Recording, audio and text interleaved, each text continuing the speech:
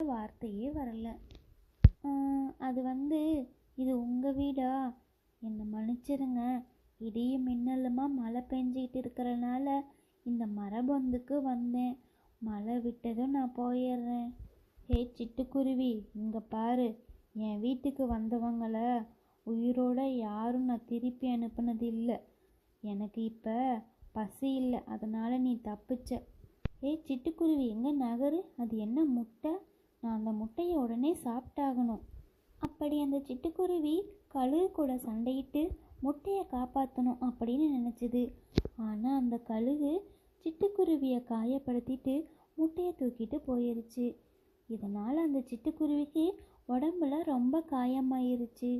அப்போ தான் மீனுக்குருவி இன்னொரு முட்டையை எடுக்கிறதுக்காக மறுபடியும் மரபொந்துக்கு வந்துச்சு. சிட்டுக்குருவி, நான் உன் மரபொந்துக்கு வந்தது தப்பு தான்.